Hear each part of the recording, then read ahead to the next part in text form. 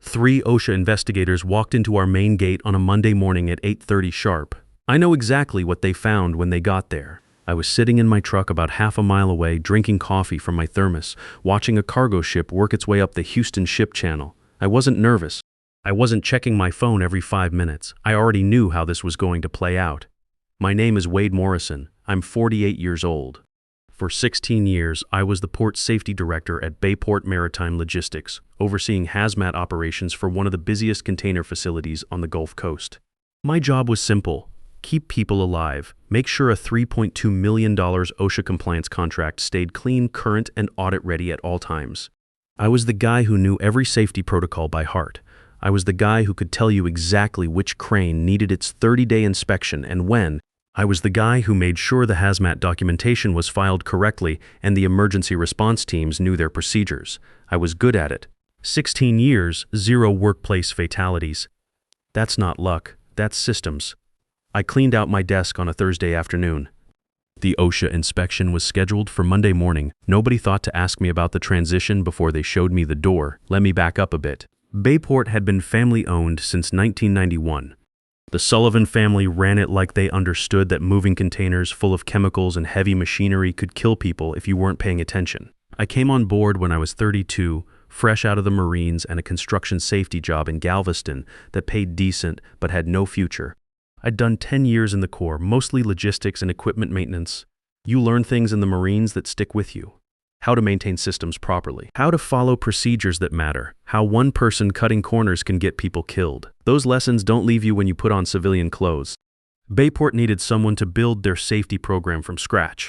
They'd had a serious incident in 2009. Crane operator got crushed when a safety cable snapped during a container lift. Guy named Tommy Rodriguez, 34 years old. 2 kids. He lived, but barely. 3 months in the hospital, never worked again. That incident woke everybody up, including me. I'd been there about a year when it happened. I was still learning the operation, still figuring out where the real risks were. But I was the one who had to write the incident report. I was the one who had to explain to OSHA investigators exactly how a properly maintained crane cable could fail during routine operations. Turns out it wasn't properly maintained. The previous safety coordinator had been signing off on inspections without actually conducting them, just pencil whipping the paperwork. Tommy Rodriguez never blamed anyone directly. But every time I saw him around town after that, at the grocery store, picking up his kids from school, he'd nod at me like he knew I was trying to make sure it never happened to anyone else. That nod meant something to me, still does. I built the whole operation over the next 3 years. The documentation systems, the inspection schedules, the incident reporting procedures, the emergency response protocols. I wrote the employee safety handbook. I made sure every crane cable got physically inspected every 30 days, not just signed off on. I made sure every hazmat container got logged and tracked from the moment it hit our dock until it left on a truck. I sat through 6 major OSHA audits and passed every single one without a violation. Clean record, every time. Not because I was lucky, because I knew that every shortcut, every missed inspection, every unsigned form could be the difference between someone going home to their family or ending up like Tommy Rodriguez. The Sullivan family appreciated that approach. Old man Sullivan had started the company after 20 years in the merchant marine. He understood that the ocean doesn't care about your profit margins, and neither do 40-ton container cranes. His son Mark took over in 2018 and kept the same philosophy. Safety first, profit second. It worked for everyone. Then the Sullivans sold the company 13 months ago to a private investment group out of Austin. That group installed Troy Patterson as CEO. Troy was 39 years old and had spent his career in tech startups. He'd sold a logistics software company for serious money and figured running an actual logistics operation would be basically the same thing, just with more computers. He'd never set foot on a working dock. He'd never seen a 40-ton container crane in operation. He'd never watched a forklift operator navigate a narrow aisle between stacks of chemical containers. He didn't know what a hazmat manifest looked like, and he definitely didn't know what happened when you filled one out wrong. I know this because in our first meeting, he asked me to walk him through the digital safety dashboard. I told him we didn't have one. He looked confused, like I'd told him we were still using typewriters. I explained that OSHA inspectors don't look at dashboards. They want to see physical documentation, signed inspection sheets, paper trails they can follow with their hands. They want to verify that the person who signed off on a crane inspection actually climbed up and looked at the cables, not just clicked a box on a tablet. Troy nodded like he understood, but I could see he didn't. He was already thinking about how to fix what he saw as a problem. In his world, everything that wasn't digital was automatically inefficient. For the next few months, Troy kept circling back to the same themes. Why couldn't we put the safety logs in the cloud? Why did inspectors need to physically walk the facility when we could use drones? Couldn't we automate most of the documentation process? Every time I gave him the same answer. OSHA doesn't work that way. They show up with clipboards and they want to see real documentation, real signatures, real records they can flip through and verify on the spot. You don't get to modernize federal safety requirements just because you find them inconvenient. Troy would nod and say he understood, then 2 weeks later he'd bring it up again with some new angle about optimizing workflows or streamlining compliance processes. He kept using words like ecosystem and synergy in contexts that didn't make sense. I started to realize that Troy had never worked anywhere that couldn't be solved with better software. The problem is, you can't debug a snapped crane cable. You can't install a software patch on a chemical spill. When something goes wrong on a dock, people can die in the time it takes to boot up a laptop. That's why OSHA requires physical systems, physical documentation, and people who know how to use both without electricity. I tried explaining this to Troy multiple times. I used analogies, examples, real incident reports from other facilities, but every conversation ended the same way. Troy would acknowledge the regulatory requirements, then suggest we could probably find a more efficient way to meet them once we really understood the underlying workflow. That's when I started to realize that Troy fundamentally didn't understand what business we were in. He thought we were in the logistics business. We weren't. We were in the business of moving dangerous materials from one place to another without killing anyone. The logistics part was just implementation. Then Keith Holloway showed up, Troy's consultant, 27 years old, background in digital transformation for manufacturing companies. Keith had gotten a safety management certification from an online program. Took him about 8 weeks. He was proud of that certificate. Showed it to me twice in our first meeting. Troy introduced Keith as someone who was going to help bring our safety operations into the 21st century. I showed Keith the master safety binder 5 inches thick, organized by section, updated every month for 16 years. Every inspection record, every incident report, every training certification, every emergency contact list, every piece of documentation that proved we were running a safe operation. Keith looked at it the way you'd look at a rotary phone in 2024. Something that technically still worked but shouldn't have to exist. Why isn't this in a shared drive? He asked. Because OSHA inspectors don't bring laptops to audit your shared drive, I said. They bring clipboards and pens. They want to flip through actual pages and see actual signatures. Keith looked at Troy. Troy smiled the way he always smiled when he thought I was being difficult about progress. I wasn't being difficult, I was just right. Some people have trouble telling the difference. Over the next 6 months, I watched Keith try to solve problems that weren't actually problems. He wanted to replace our manual crane inspection logs with a tablet system. I explained that the dock environment destroys tablets in about 3 weeks. Salt, air, vibration, and guys in work gloves don't mix well with touchscreens. Keith said we just needed more ruggedized hardware.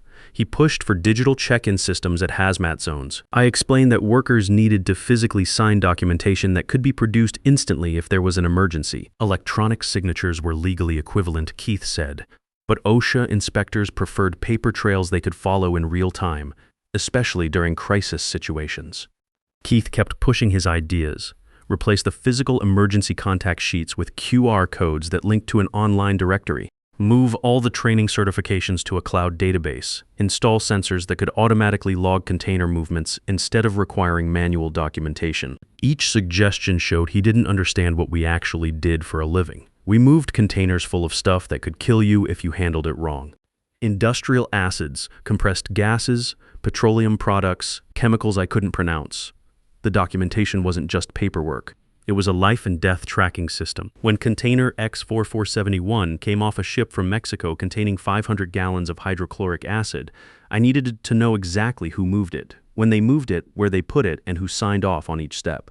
If that container started leaking, I had about 10 minutes to evacuate the area and get hazmat response teams on site.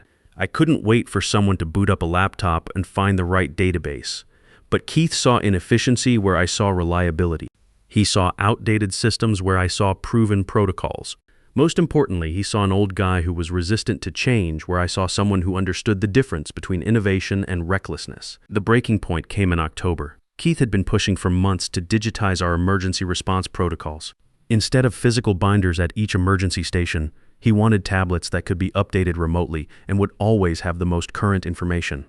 I kept explaining that during an actual emergency, chemical spill, crane accident, dock fire, the first thing that happens is the power grid gets compromised. Cell towers get overloaded.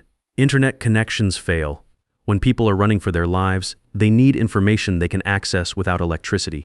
Keith's solution was backup batteries and redundant wireless connections. He had charts showing 99.7% uptime reliability. He kept saying the odds of a total system failure during an emergency were statistically negligible. I told him about Hurricane Ike in 2008. Category 2 storm, not even that severe by Gulf Coast standards, knocked out power for 6 days. Cell service was down for 3 days. Internet was sporadic for 2 weeks. But we still had to secure the facility, account for hazmat containers, and coordinate with emergency responders. We did it with paper logs, flashlights, and radio communications. Keith said that was 16 years ago. Technology was different now, more reliable. I asked him what happened when the backup batteries died. He said we'd have portable generators. I asked what happened when we ran out of fuel for the generators. He said we'd have more fuel delivered. I asked who was going to deliver fuel during a Category 3 hurricane. That's when Keith looked at Troy and said, "I think we're dealing with some change resistance here." Change resistance. That's what he called 16 years of experience dealing with actual emergencies. I'd coordinated evacuations during chemical spills. I'd managed crane rescues during equipment failures. I'd worked with Coast Guard response teams during vessel fires. But Keith had a certificate from an online program, so my experience was just resistance to change. Troy backed Keith up, of course. Said the company needed to modernize or get left behind. Said the old ways of doing things weren't scalable for the digital age. Said they appreciated my institutional knowledge, but needed fresh perspectives on operational efficiency. I stopped arguing after that. There's no point arguing with people who've already decided you're the problem. Instead, I started documenting things. Every safety shortcut Keith proposed. Every regulation he wanted to bypass. Every time he suggested replacing a physical safety system with a digital alternative. I kept detailed records of every conversation, every email, every meeting where I explained why certain protocols existed and why changing them would create liability issues. I wasn't planning revenge. I was just doing my job. A safety director who doesn't document safety concerns isn't doing his job properly.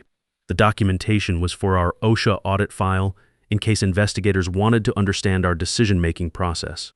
But I also started paying closer attention to Keith's actual qualifications. His 8-week safety management certificate was from an online university I'd never heard of.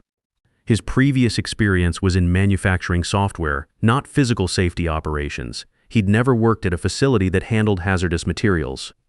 He'd never been through an OSHA inspection. Most importantly, he didn't have the federal certifications required for someone in his position. OSHA requires facility safety directors to have specific training and credentials. It's not optional. Keith was operating as an unofficial consultant, but Troy kept referring to him as our head of safety operations in meetings with clients and regulators. That was a problem, a big problem. But every time I brought it up, Troy said they were fast-tracking Keith's certifications. Just paperwork, he said. Keith had the practical knowledge that mattered, except Keith didn't have practical knowledge. He had theoretical knowledge from online courses and a fundamental misunderstanding of what could go wrong in the real world. But Troy was convinced that digital solutions could solve any problem, including federal compliance requirements. By January, it was clear that Troy was looking for reasons to get rid of me. I was the obstacle to his modernization vision. I was the old school guy who kept saying that won't work when Keith presented his improvement initiatives. I was expensive, set in my ways, and resistant to innovation. I wasn't any of those things, but perception becomes reality in corporate environments. Troy had decided I was the problem, and Keith was the solution. They just needed to find the right opportunity to make the transition. The meeting came on a Thursday at 4 p.m.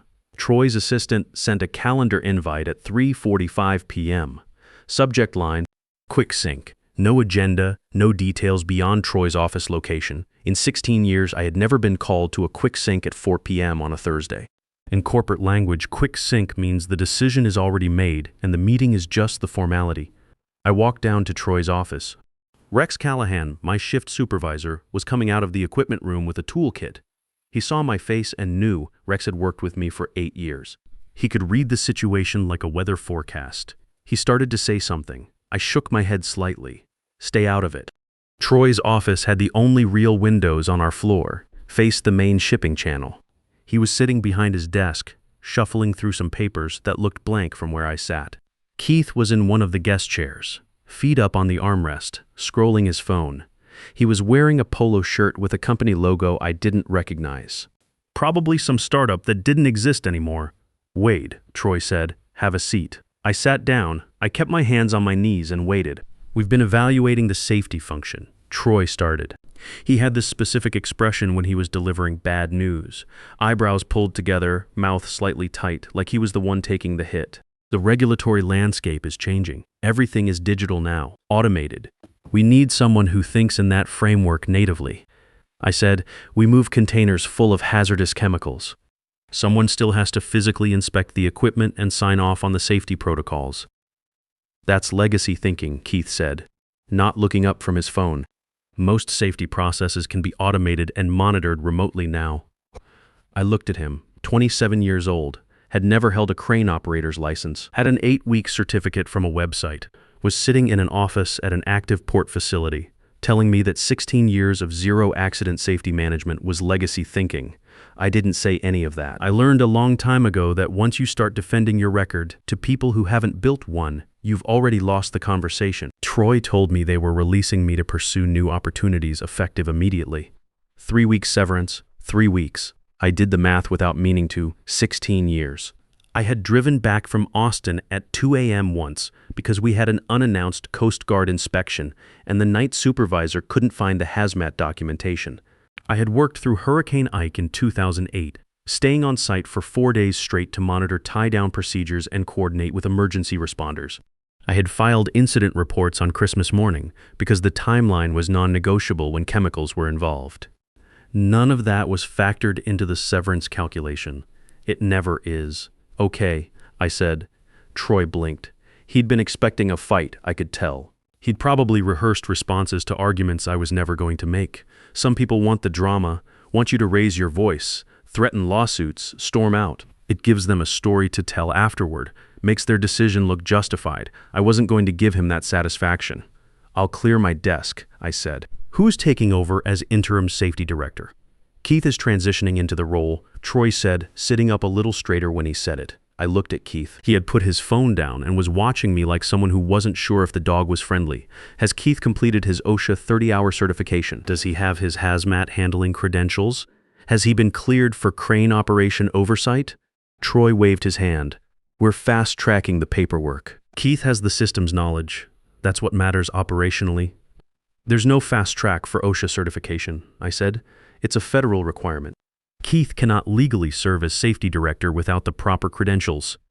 Red tape, Troy said. Keith has access to all the systems. We'll handle the bureaucracy.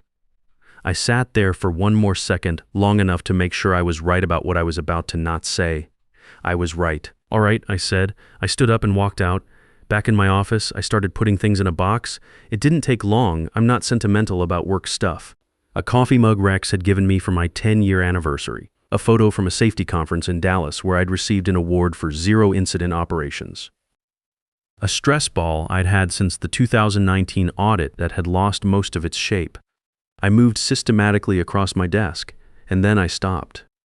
The master safety binder was sitting in its usual spot on the corner of my desk. Black 3-ring binder, 5 inches thick, with a label I'd printed and laminated in 2008. It contained everything. Every OSHA compliance document for the past 16 years. The current inspection schedules with supervisor signatures. The hazmat handling protocols I'd updated 4 months ago specifically for the review coming Monday. Every incident report, every emergency contact list, every training record, every piece of documentation that proved we were running a safe operation. I want to be honest about what went through my mind when I looked at that binder. Part of me thought about just leaving it there and walking away. But I knew what would happen. Keith would find it eventually, not understand half of it, maybe start pulling pages out to scan them for his digital system. By Monday morning, it would be incomplete even before the inspectors showed up. Another part of me thought about calling Troy's assistant and saying, "There's an OSHA inspection Monday morning and here's exactly what you need to prepare." Would have taken me 30 seconds. Problem solved. I thought about that option for a while. I knew what would follow. Troy would spend the weekend panicking. Keith would try to put together something from scratch. They'd probably still fail the inspection.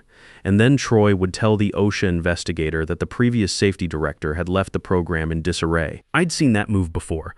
The blame always travels downhill, and they always aim it at the door that just closed. I thought about my severance agreement.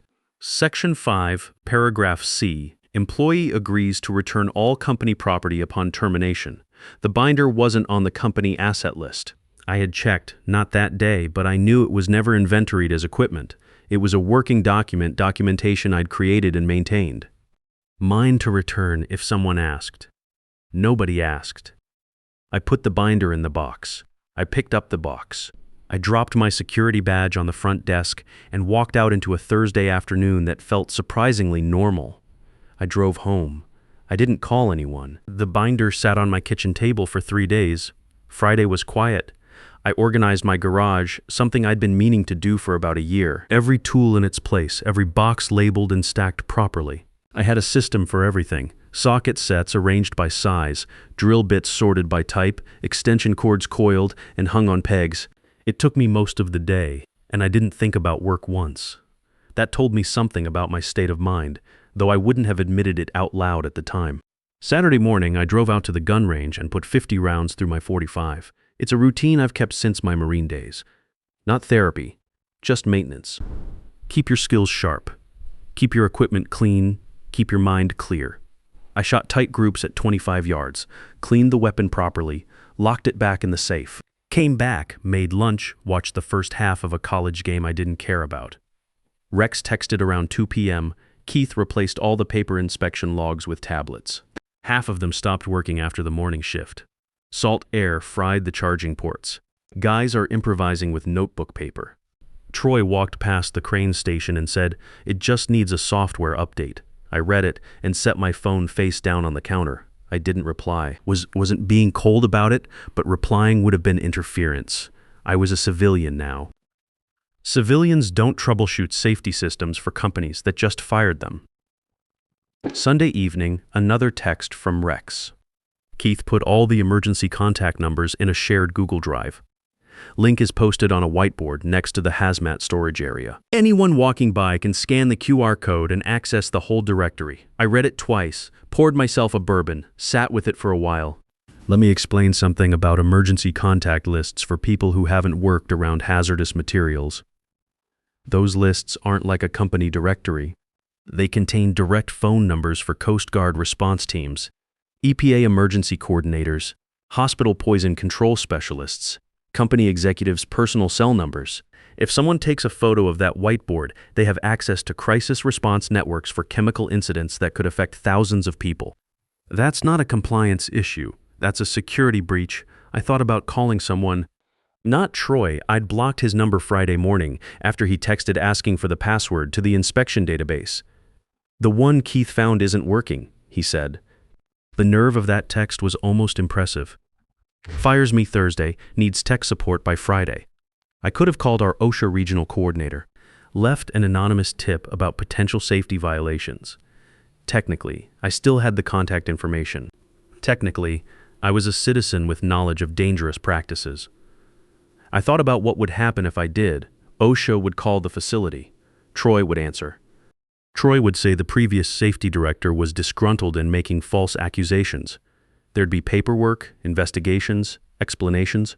By the time it got resolved, the Monday inspection would be over, and I'd look like someone with an axe to grind. I put my phone on the charger and went to bed. Monday morning, I woke up at 5:30 without an alarm. 16 years of 5 a.m. starts doesn't disappear overnight. I made coffee, real coffee, the kind that takes 10 minutes to brew properly, manaced, and sat on my back porch watching the sky go from dark to gray to pale blue. A pelican was working the bayou behind my fence, diving slow and methodical, patient, professional. At 8:30 a.m. sharp, the OSHA inspection team arrived at Bayport Maritime Logistics. I know this because Rex was already texting from a bathroom stall. 3 inspectors. 2 men, 1 woman. Woman has the clipboard, and she's got the look. You know the look. I knew the look. Lead Inspector Dana Walsh. I'd worked with her twice over the years. She was good at her job in the way that makes people on the other side of the clipboard very uncomfortable. She didn't accept partial credit or good intentions. She moved through a checklist like she was diffusing something. Front gate tried to get them to sign in on the tablet system. Screen is cracked, won't respond to touch. Walsh asked for the paper backup. Gate guard said they went paperless 6 months ago. Walsh wrote something down. I poured a second cup of coffee. Walsh asked for the safety director. They went to get Keith. I leaned back in my chair. Here's where I have to be honest. Part of me felt something in that moment, not satisfaction exactly. More like the feeling you get when you've been watching something unstable for a long time, and you finally hear it give way. You didn't cause it. You just knew it was coming. Keith came out, no safety vest, no hard hat, carrying a tablet and a smartphone.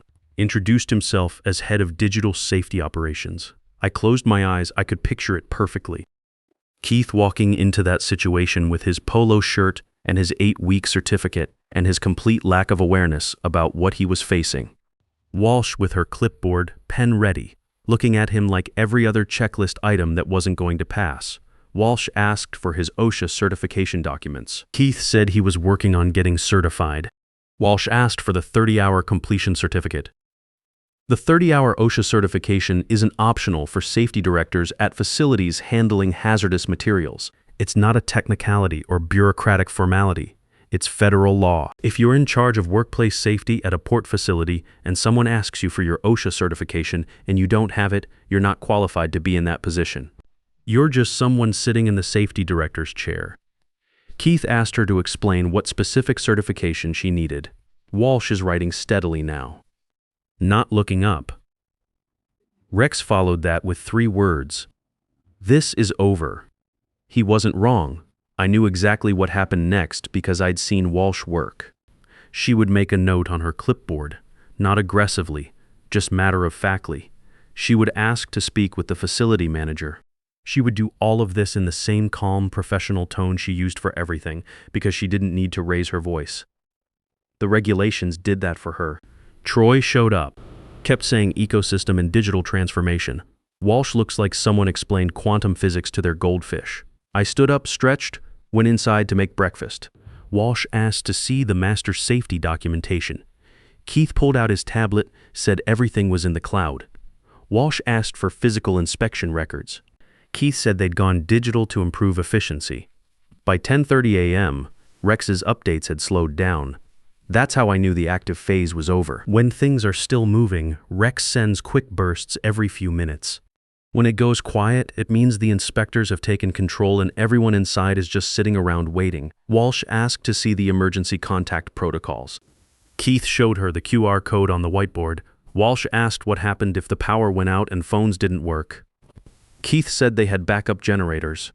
Walsh asked what happened if the generators failed. Keith said that was statistically unlikely. I scrambled some eggs, made toast, sat down to eat properly for the first time in days. Container crane operator Miguel Rodriguez reported that his morning inspection checklist wasn't accessible because the tablet system crashed overnight. Keith told him to just do a visual check and they'd update the documentation later. Walsh overheard this conversation. Miguel Rodriguez, Tommy's younger brother, started working at the facility 2 years after his brother's accident. Miguel knew exactly why we had paper inspection logs, why we required physical signatures, why shortcuts in safety documentation could get people killed. The final summary came at 11:45 a.m. Walsh shut down hazmat operations pending compliance review. Said the facility failed to produce a certified safety director, current inspection records, or valid emergency protocols. Troy tried to argue about digital equivalency. She handed him a violation notice to sign. He signed it. $3.2 million contract suspended until safety program restored and corrective action plan approved by OSHA. Keith is in the break room asking Rex if this goes on his permanent record. I read that twice, then finished my eggs. Here's something I learned in 16 years of safety work. that nobody teaches you in training programs. Experience isn't just about knowing the procedures. Anyone can read a manual. Experience is about knowing which problems are coming before they arrive, knowing exactly how much pressure a system can take before it fails. And when you built that system yourself, knowing precisely what happens when someone pulls out the load-bearing piece and expects everything else to hold. Troy thought he was replacing an employee. He was actually dismantling infrastructure he didn't understand. He didn't know the difference because he had never built anything that had to pass a federal safety inspection. That's not unique to Troy.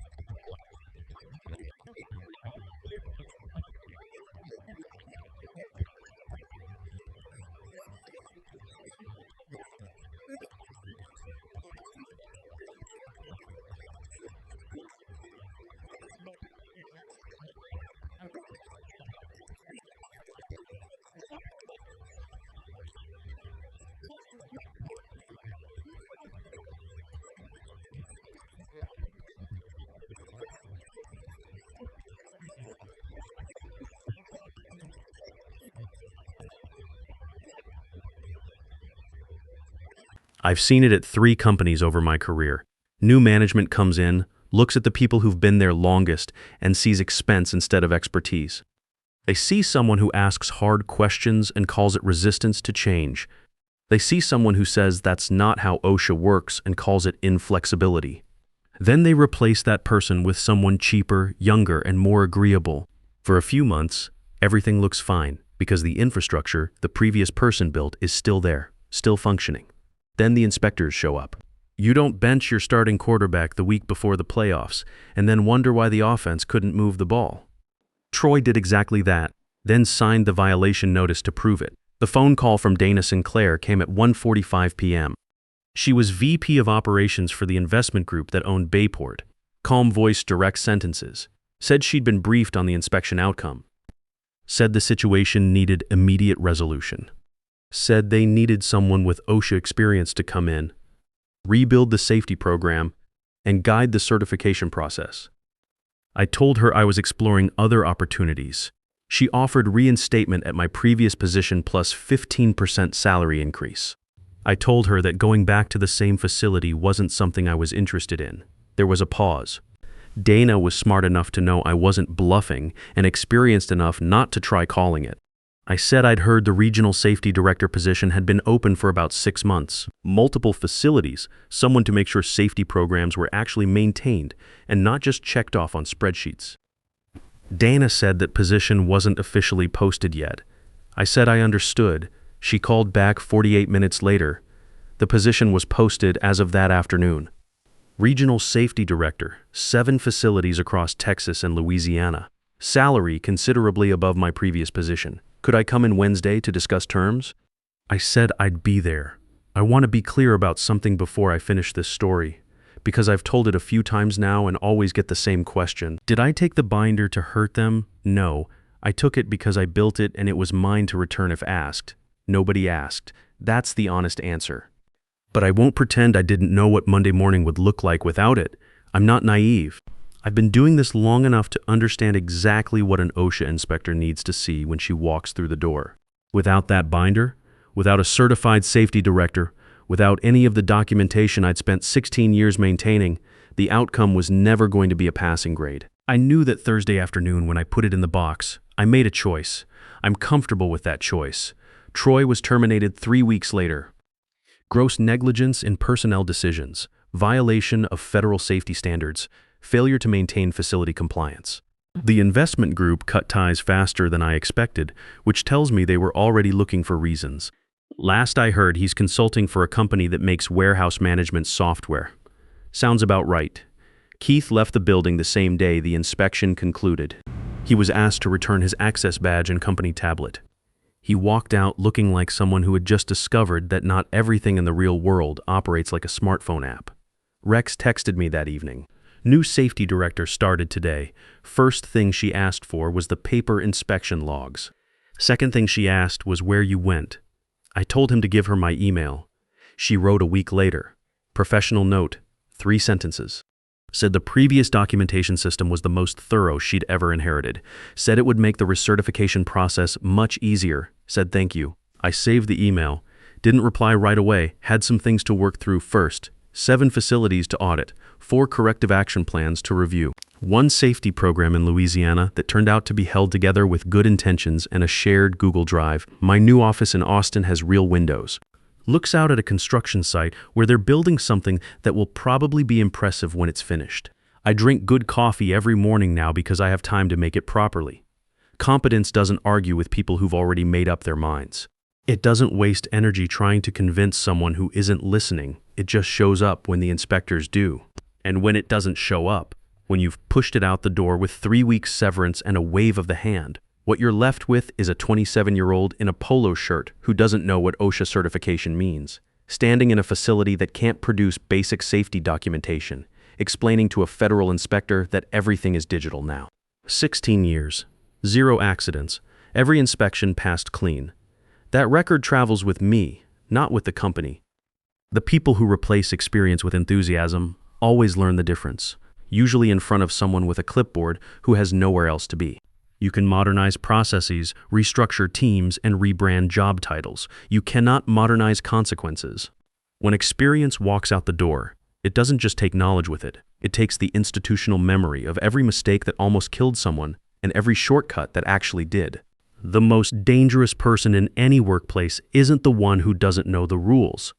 It's the one who thinks the rules don't apply to them because they have a better idea.